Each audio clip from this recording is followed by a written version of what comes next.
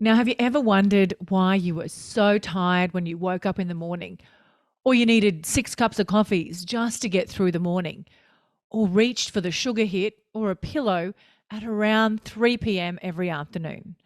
Chances are you are dealing with unresolved stress, and these are just the minor symptoms and are not normal, in case you were wondering. And if left unaddressed, can cause major mental, emotional, and physical illnesses.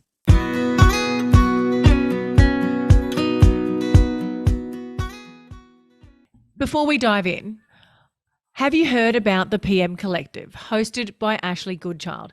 It's a must listen podcast if you are in the property management industry. I've added it to my weekly playlist and I can't recommend it enough. Ashley explores the major issues in the property management industry and brings together experts and real PMs from all over Australia to share their stories, like the awkward conversation about pay rises or how so many people just seem to fall into property management and raising the bar in property management. Now, I personally love those topics so much. So be sure to download the PM Collective wherever you get your podcasts. Hello and welcome to the Property Management Podcast. I'm your host, Kylie Walker. Now, we've all complained at one stage or another about being stressed out, almost flippantly, like it really isn't that big a deal.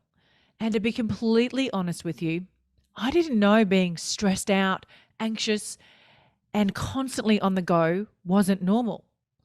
It wasn't until my physical body literally collapsed in a heap and I sought some help that I realized I was actually operating and living in a very not normal way. I had operated way beyond my natural state for many years, and my body eventually couldn't cope a second longer. I had adrenal fatigue, the hormone imbalances, the abnormal mood swings. Boy, I feel sorry for those that were around me. I had weight gain, and as you know by now, I ended up with a heart condition. Now, according to experts and my very good friend and health and wellness guru, Maya Brosnan, who is my guest in this episode, a little bit of stress is good. But too much and unresolved stress is bad, really bad for us, mentally, emotionally, and physically. Now, I want you to take a moment right now and check in with yourself. Stop this episode if you have to. Is what you are feeling normal? Or are you stressed, anxious, and feeling increasingly unwell? Now, we are living in a world where you just have to push through, put on a brave face, keep going, especially if you are a working mum or working in the property management industry. But it's time we all accepted that too much stress is not okay. It's not normal, and we shouldn't have to put up with it. And today's conversation will break down exactly what you do about resolving and reducing the stress in your busy life. Maya, thank you so much for joining me on the Property Management Podcast today. Now, before we dive in, can you please let our listeners know a little bit about yourself and how you got started in health and wellness? Oh yes, sure. Hello, Carly. Thanks for inviting me on your program. My name is Maya, as you introduced me. I've been in the wellness industry for many years now. I'm a naturopathic nutritionist, an iridologist. I do both physical and emotional iridology. I'm also a yoga teacher and a meditation teacher as well. So what I do is I do see people one-on-one for consultations. I also run classes, yoga classes, meditation classes, retreats, events, run different types of meditation, including Kirtan, which I can explain later. But yeah, that's part of my life as a whole every day. And I can attest to what you do. I've been part of all of the above that you just mentioned.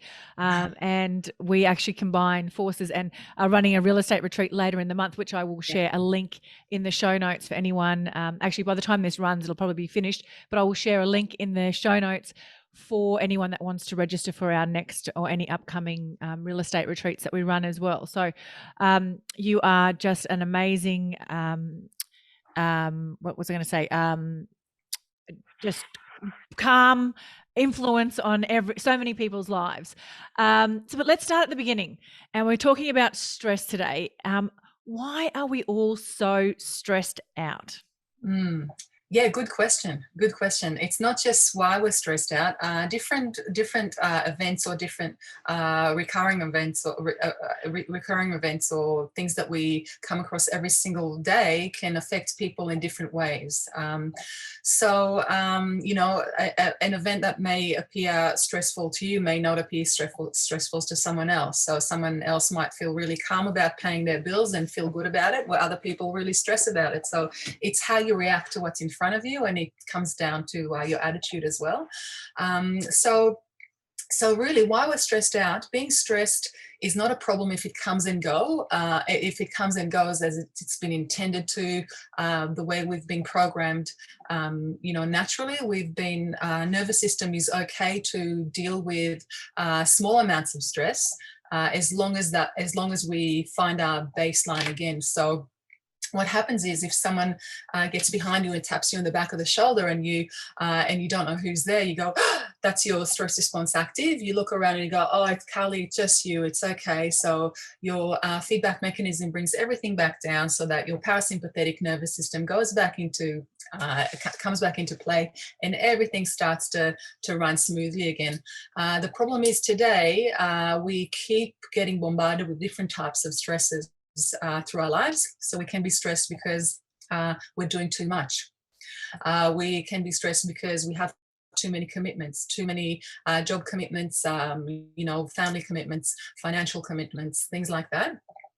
And at the same time, we also have stresses that we're not even aware of. So what happens is, instead of our nervous system going back to normal and the parasympathetic nervous system calming everything down, the body finds a new baseline, which is just slightly elevated. So our stress hormones is just slightly elevated, just in case we keep getting hit with stress continuously. But that's what's happening now in this day and age, in this modern society. We're exposed to a lot of news, social media, so those stresses that we don't even think about, but they're just around us constantly. We're exposed to, a lot of other people's problems, emotions.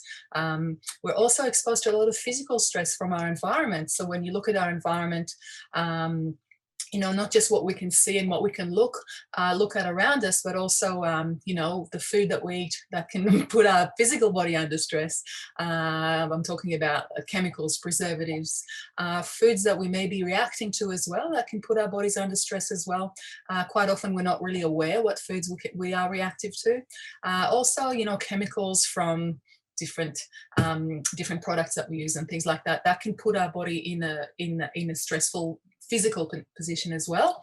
And the last thing I think that people don't really understand is, I absolutely love exercise, and I'm a big supporter of exercise, but when we push our body continuously to the limit every single day, those gym junkies, when the physical bodies are stressed, add to that emotional stress and mental stress, that's when the nervous system can really struggle, and that's when we can start seeing some really intense conditions such as adrenal fatigue, depression, anxiety, and so on. Yeah. Well, this in particular, property management there's a high number of property managers that suffer from adrenal fatigue and burnout. And it is a really stressful industry. There's a lot of conflict, of course, which, sends our nervous systems back into that prehistoric fight and flight responses. And when we're operating, I guess, out of that fight, flight responses, and then that just continually builds up, like you said.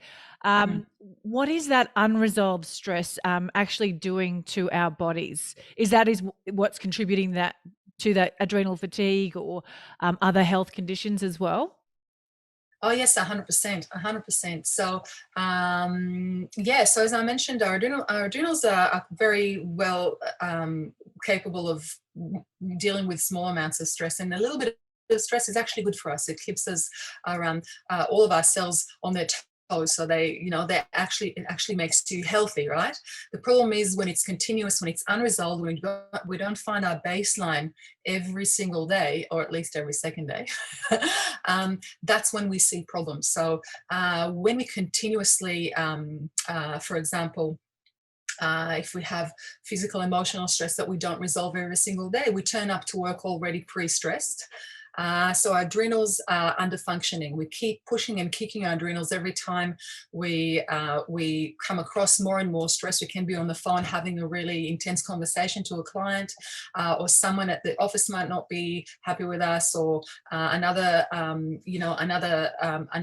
client might be having some other problems, another tenant, another homeowner. So we keep getting attacked from all angles with different types of issues that we need to respond to. And that what happens is our adrenals, they kept getting kicked and kicked and kicked over and over again. So initially the adrenals will release some adrenaline, and that helps us go, yeah, okay, we're ready. Historically, it's made for us, as you mentioned, the fight or flight response to either fight a predator or run away.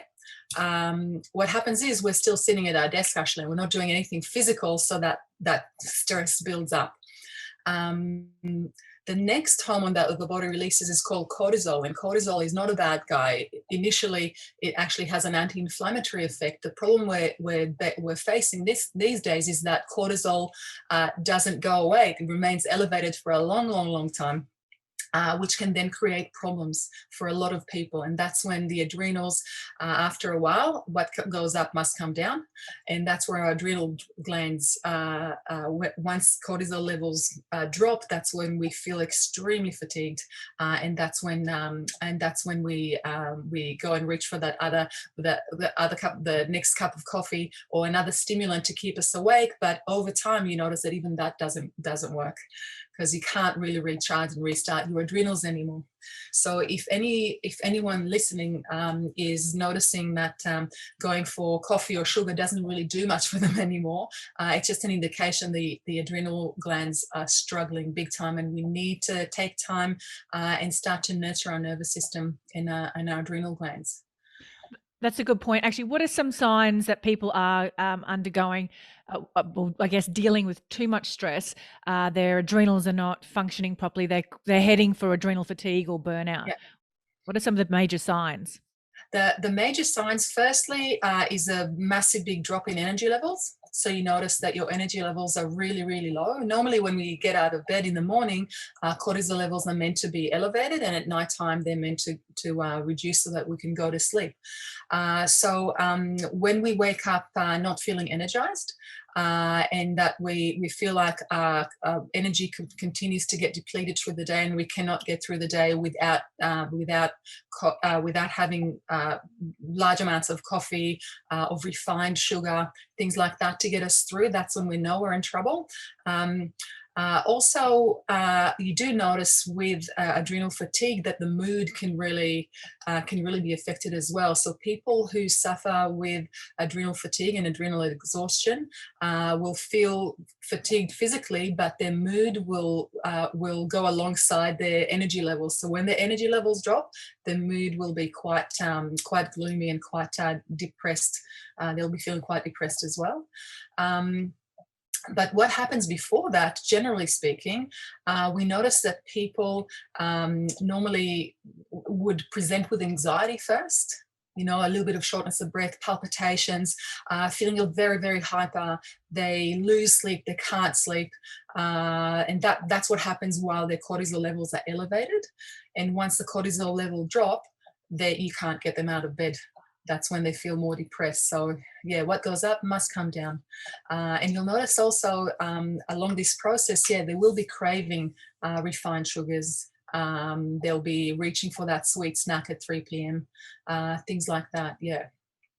Yeah, I personally have had major battles with stress and anxiety, which you know very well. I've sought out your expertise many times over the years to help get me through some dark days, to be honest, on dark times. But it's funny, the state that I was in several times, like I've had the adrenal fatigue, the burnout, and had a heart condition last year as well.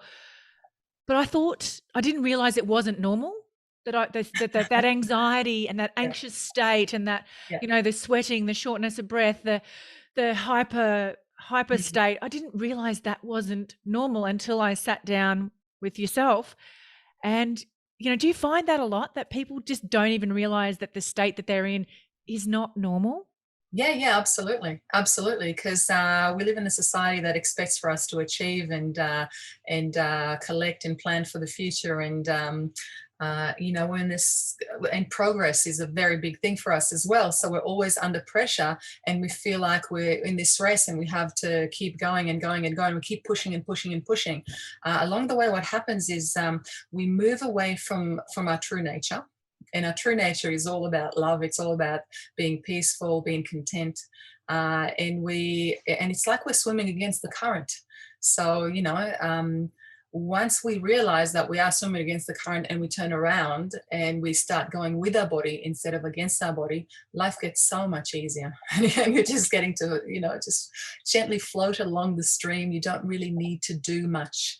And at this day and age, if we're all living on a secluded island, and we had no problems, we had all the food that we need, we didn't need to worry about money, the weather was fabulous, and we could just sit there and enjoy nature each and every day and meditate and spend time with our family, this would not be a problem.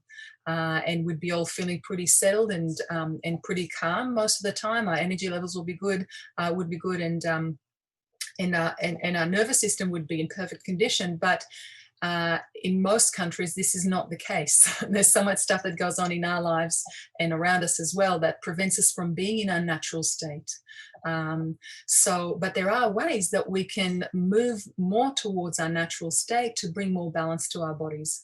And we did talk before about what stress does to you and how you become adrenally fatigued and depleted, but it also, being in continuous unresolved stress, can fuel up any existing conditions, or it can also cause a lot of medical, serious medical conditions as well. Stress, long term stress, is actually creates more inflammation through the body, and that will fuel anything that may be just sitting there dormant, or that may be not even active, and just waiting for that trigger to go, and then it can just go ballistic. So if we're talking about starting from things like PMS, for example, premenstrual syndrome, PMT, premenstrual tension. Do you know how many women out there really struggle 2 weeks leading to their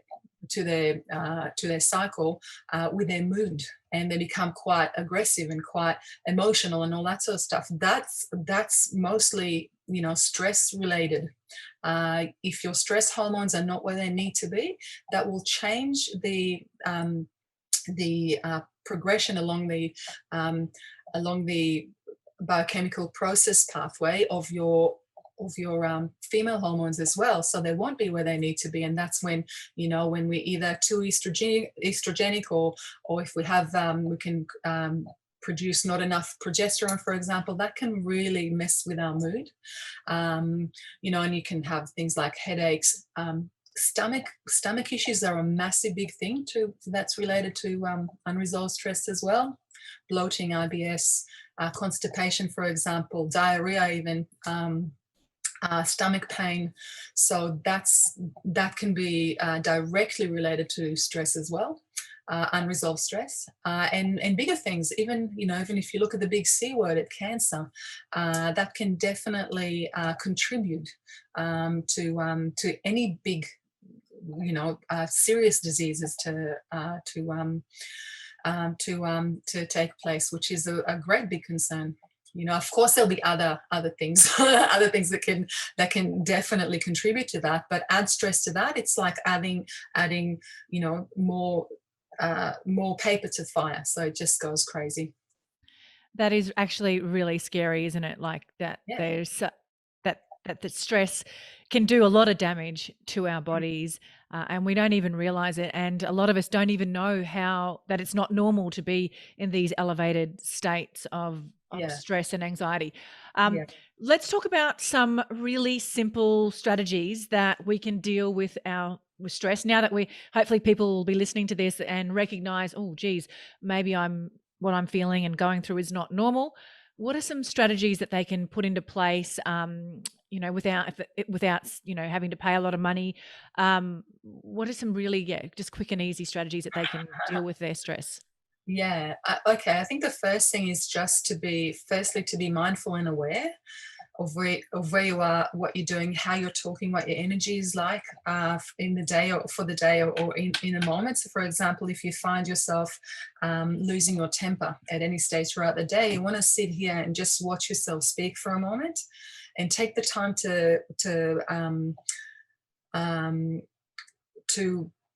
work out how you were feeling at that moment when you had a little breakdown. So say if you got upset talking on the phone to a client, if you had to raise your voice, if you had to put the phone down and have a little cry, how were you feeling at the time? And how what stress do you have today that you didn't have yesterday? How come a similar situation on a different day didn't make you react in the same way? So just firstly understanding where you are at any point in time, and what stress is doing to your body at that time. So I think, going and thinking, okay, well, yesterday I was feeling more relaxed, so if anyone can come at me and I'm absolutely fine, and I just let it go. So just comparing and to try and work out where you are at a point in time. The next thing is to step back and step away from that every day, if you can, for just a few minutes. So I understand people are busy, so I always have solutions for that. All I need people to do is just take a couple of minutes to just practice a little bit of breath regulation, and that can help bring your nervous system back to where it needs to be. Because quite often we forget to breathe, right? We just we breathe really shallow. We don't take long, deep breaths in. So just starting by breathing really deep into your belly and filling the belly up, and breathing out slowly and fully. The out breath is really, really, really important. That's what's going to help us regulate our nervous system and bring our parasympathetic nervous system into action, the one that calms everything down, the one that slows our heart rate right down. So there's ways to do that, and some of them you can even do while you're driving in the car or sitting at the lights. So, for example, practicing a breath regulation when you breathe in for anywhere between 5 and 7 counts, then you hold your breath from probably 2, 3, 4, 5 seconds. And then you breathe out for longer, from anywhere between 8 and 9 or 10 counts, whatever feels right for you, and then pausing the breath at the end again. So just practicing that for just a couple of minutes, breathing in for up to 7 counts, pausing the breath, and then breathing out slower, so for up to 9 counts, and pausing again, will help settle the nervous system and help you get closer to your baseline. You'll find that your mind will start to settle, that you'll start to come into your body. And once you do that, once you do up to 6 rounds, and you can practice that anytime throughout the day, once you do about 6 rounds or so, you'll notice that your body feels different. If you have time, you can then go into meditation. Or if you don't have time, just keep carrying on with your day. And that's okay. Another thing that I recommend to people, especially people that find that stress makes them quite tired as well, is at their lunch break, find a little corner in the office, or wherever they may be, and just lie on the floor and put their legs up the wall. So when you put your legs up the wall, you reverse the blood flow. So the blood flow is reversed. It's giving your heart a nice little break as well, but it's also nourishing your adrenal glands. And as you're lying there for, say, I always say from 8 breaths to 8 days, you can lie in there if you've got the time, or until your legs go numb. Once you're lying there, it's really nice to either listen to some nice relaxing music, for example, and practice your breath regulation as well. If you have 10 minutes, I would go practice breath regulation first to bring you into your body. And then to help the mind settle, and try and find more peace and calmness, and to space out your thoughts, to create more spaces between your thoughts, what I would do then is try and focus on counting the breath backwards. So I start at number 27 and I count all the way down to number 1. And that does help the mind settle a lot. So I'm breathing in 27, I'm breathing out 27, I'm breathing in 26, I'm breathing out 26, all the way down to 1. And if you lose count along the way, you go back to 27. Just remembering no one can see, if you've done it right or if you haven't done it, it's just you in your head. So that will, when you focus on counting the breath, it will let your mind have a rest. So it's not busy thinking about what's happening at work, what you're doing, who's coming at you next, what to do next, planning, analyzing. No, you're just in your body and you're just focusing on the count and focusing on the breath. So it takes you away, takes you out of your day, brings you into your body and just helps you relax. So yeah, we do a lot of that at a conscious state, which I forgot to mention. So yeah. So have you got something that we can maybe put in the show notes so that people can download it, maybe some of your breath exercises? So we'll do that. Now, I am a huge advocate of personal development, as I know you are as well. Yeah. So what is one resource, a book, a podcast, or something else that you can recommend our listeners? Yeah, I can highly recommend a beautiful friend of mine, a Canadian girl who lives in Byron. She's got a lovely album on Spotify and it's called Yoga Nidra. It's called Yoga Nidra by Tara. It's spelled like Tara, but her name is Tara Fitzgibbon. And you can download it on Spotify and listen to one of the tracks there. It takes you through an entire guided meditation journey. If you have time if you have half an hour free during the day, you can lie there and listen to a full body relaxation, and that will help you rest. You'll feel more refreshed than even having a sleep. So yeah, I'd love to record one myself one day. I've just been too busy to do it. So hopefully pretty soon. Too busy doing lots of good things, running lots of retreats and just we absolutely love what we do. So my partner Mark and I, we run a conscious state, and through a conscious state, as well as running retreats and events, we also have community events as well. So we run meditations every second week. In men's circles, women's circles, and community yoga classes as well. So and that's based on the Gold Coast, isn't it? Yes. Yeah. So what's the best way then? Because you've led perfectly into my next question, was how can our listeners reach out or work with you guys further? What's the best way for them to get in touch with you? Okay, well, if you get online and look for aconsciousstate.com, you'll find our website. You'll see everything that we do, all the events that we've got coming up, and also we're also on social media. So A Conscious State on Instagram and on Facebook as well. So feel free to add us on social media, and you'll see what we're up to. You'll get some nice recipes there as well. That's another thing that we love. And you will learn that through our retreats and events. You can't. And I was going to mention that today. I'm glad I'm thinking about it now. It's hard to have a calm mind when the body is in all sorts of trouble. So when you eat well, and when you eat the right food, and when you eat well, you will also think well. So, and you'll also you'll feel a lot better mentally. So it's important to nourish the physical body with some really good food. So we do educate a lot of our clients and about healthy eating and what healthy eating is. A lot of people think they have a good idea of what healthy eating is, but it's so confusing. It's so confusing out there. So we make it as simple as we possibly can to help people understand, take very simple step towards living in a really nice, healthy body. So healthy body, healthy mind. It's a true fact. That's how it works. Yeah. Well, I can totally vouch for your recipes. They are amazing. And I might even grab your pumpkin curry and one of your protein ball recipes and pop that in the show notes to everybody as well. Yeah. So Thank you so much, Maya, for joining me. I'm sure we'll do more episodes with yourself and Mark. You guys are a wealth of amazing knowledge, support for lots of people as well. And I'm really looking forward to sharing with our combined communities some real estate retreats as the year progresses. So thank you so much. Sounds good. Thank you. Thank you.